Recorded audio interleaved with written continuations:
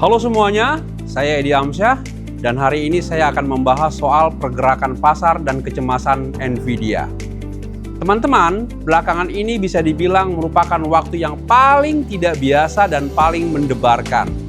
Nvidia tiba-tiba saja menulis surat panjang 7 halaman untuk analis Wall Street.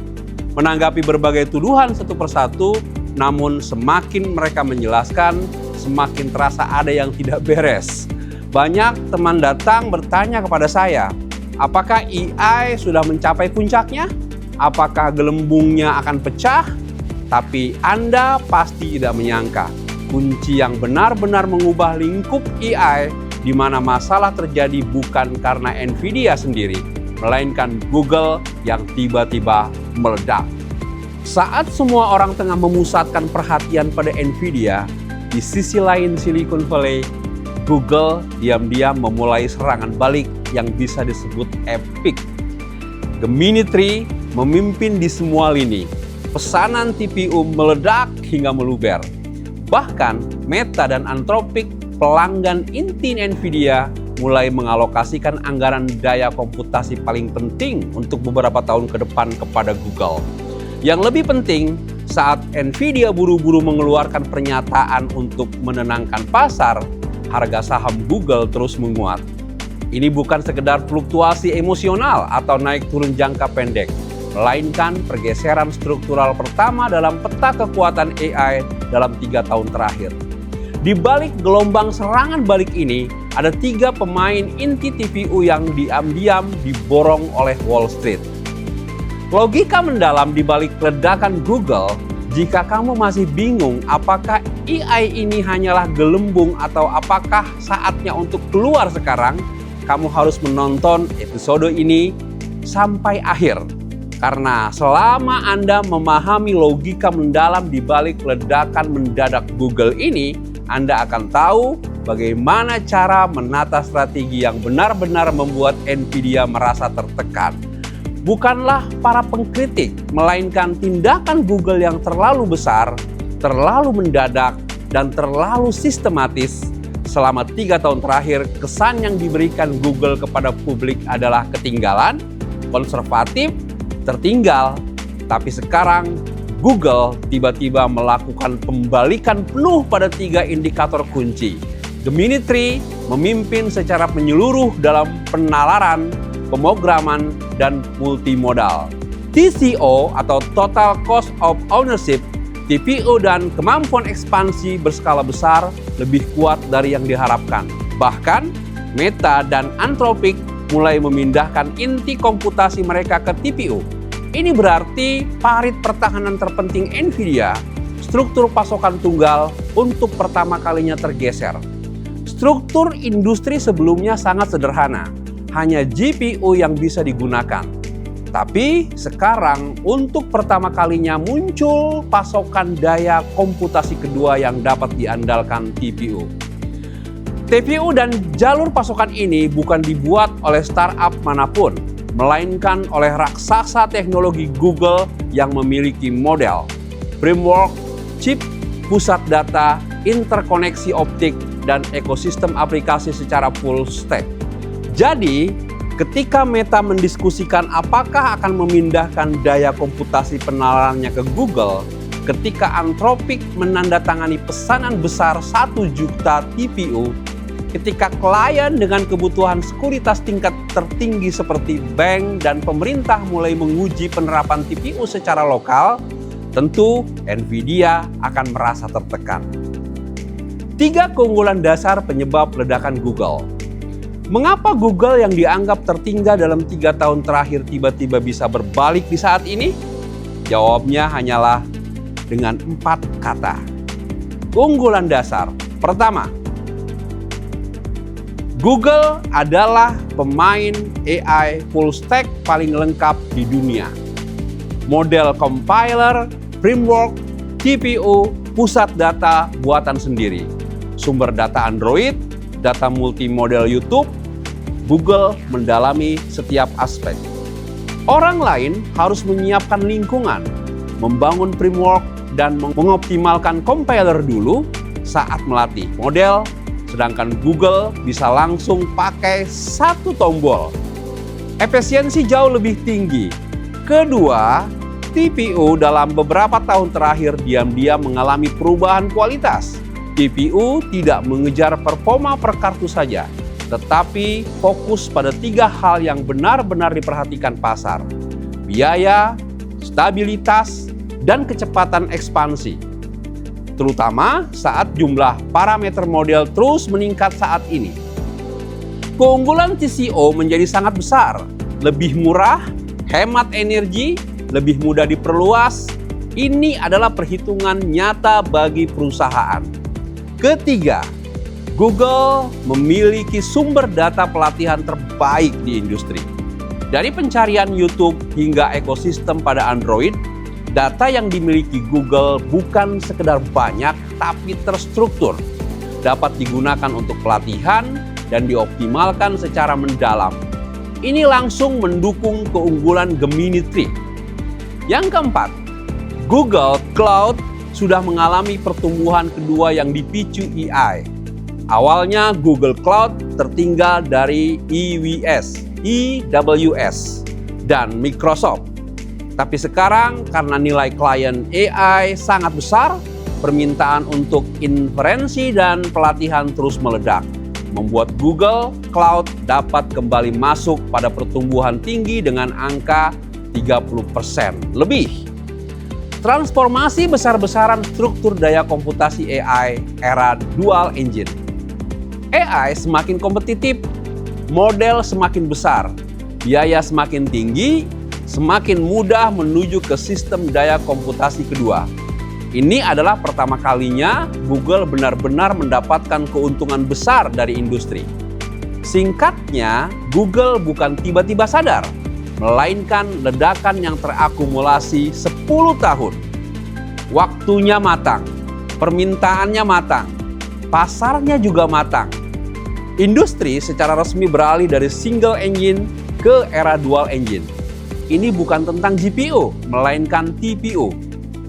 Melainkan pertama kalinya dalam industri AI muncul 2 jalur pasokan daya komputasi yang dapat diperluas secara berkelanjutan. Satu jalur adalah jalur NVIDIA, menantang batas kinerja, menaikkan platform teknologi, menentukan sejauh mana AI bisa berkembang.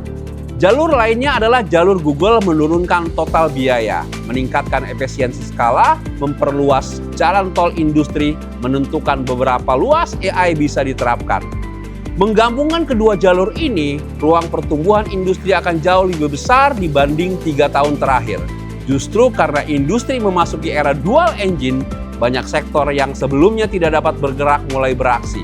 Bank, pemerintah, asuransi, pertahanan mulai mencoba TPU. Perusahaan untuk pertama kalinya membeli 2 set daya komputasi.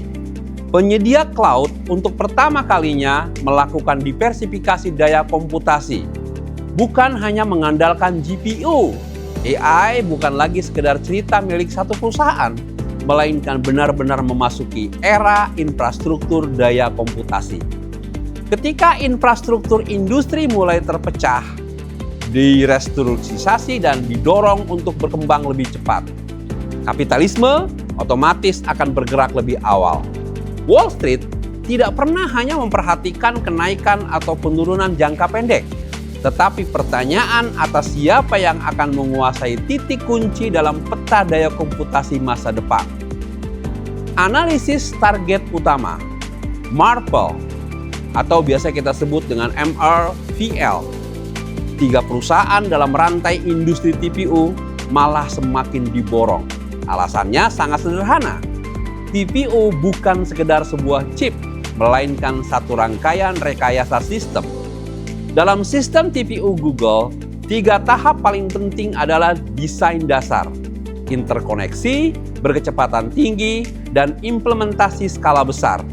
Selanjutnya, kita akan membedah perusahaan pertama agar Anda bisa melihat dengan jelas perannya dalam sistem TPU. Perusahaan ini adalah Marvell dengan kode saham MRVL. Mereka tidak membuat GPU, juga tidak membuat modal besar.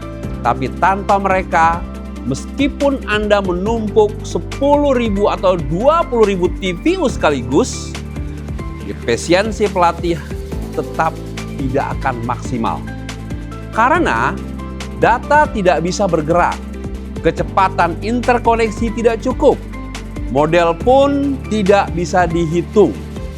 Yang dilakukan MRVL adalah membuat lapisan yang memungkinkan chip-chip ini berkomunikasi secara cepat antara satu sama lain, yaitu jalan tol data bagi seluruh klaster.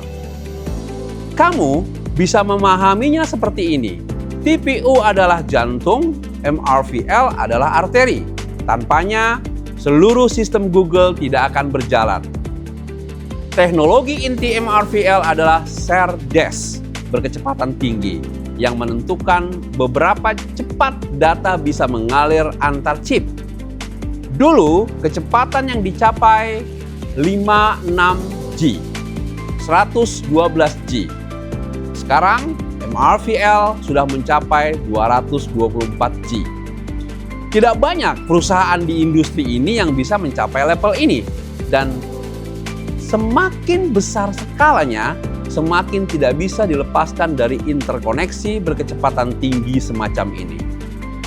Analisis tren teknologi dan strategi investasi karena dapat menangani hal-hal yang tidak bisa dilakukan oleh orang lain, di mana semua perusahaan skala besar harus mengandalkannya. Maka, baik pada jalur GPU maupun jalur TPU, ia dapat bertumbuh dan posisi MRVL akan semakin penting.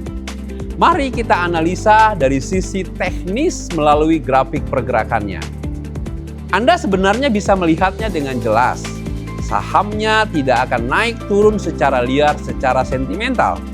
Namun Anda bisa merasakan ada suatu kekuatan yang menopangnya dari bawah. Perusahaan ini telah mengalami beberapa gelombang besar dalam beberapa tahun terakhir. Tetapi struktur jangka panjangnya tidak pernah rusak. Yang paling penting adalah perusahaan ini membentuk tren. Peningkatan jangka panjang yang jelas, terutama di posisi penting, menunjukkan resiliensi yang kuat, di mana dalam sistem lonjakan jangka panjang tetap stabil. Perubahan volume perdagangan juga menunjukkan pola tertentu. Saat kembali ke area penting, biasanya disertai dengan volume perdagangan yang aktif, yang kemudian bisa tetap naik secara stabil. Struktur harga dan volume ini bagi MRVL yang berada di level bawah rantai industri dan memiliki partisipasi institusi yang tinggi, biasanya menunjukkan bahwa model bukan hanya bermain pada jangka pendek, melainkan memanfaatkan fluktuasi pasar untuk melakukan penempatan posisi jangka panjang. Fenomena yang patut diperhatikan adalah meskipun baru-baru ini seluruh sektor AI mengalami gejolak yang meningkat, saham MRVL tidak mengalami kenaikan tren yang signifikan, malah relatif stabil dalam keseluruhan struktur. Hal ini sepenuhnya selaras dengan perannya yang tidak tergantikan dalam sistem komputasi secara keseluruhan. Nilainya bukan berasal dari sentimen pasar jangka pendek, tetapi tertanam dalam siklus peningkatan infrastruktur yang pasti selama 3 hingga 5 tahun ke depan. Setelah mendengarkan pembahasan tentang perusahaan pertama, kamu seharusnya bisa merasakan bahwa ekosistem TPU Google bukan hanya dikerjakan oleh satu perusahaan, melainkan seluruh rantai pasokan yang bekerja sama. Sebenarnya MRVL justru merupakan salah satu bagian dari rantai ini yang paling cocok untuk dibicarakan secara publik, karena cakupan bisnisnya cukup luas. Namun yang benar-benar layak diperhatikan adalah dua perusahaan lainnya. Posisinya lebih strategis daripada MRVL. Kandungan teknologi yang lebih tinggi dan akan menjadi titik kunci yang pertama dituju Google saat memperluas TPU dalam 3 hingga 5 tahun ke depan. Jika Anda merasa konten hari ini bermanfaat, jangan lupa beri saya suka.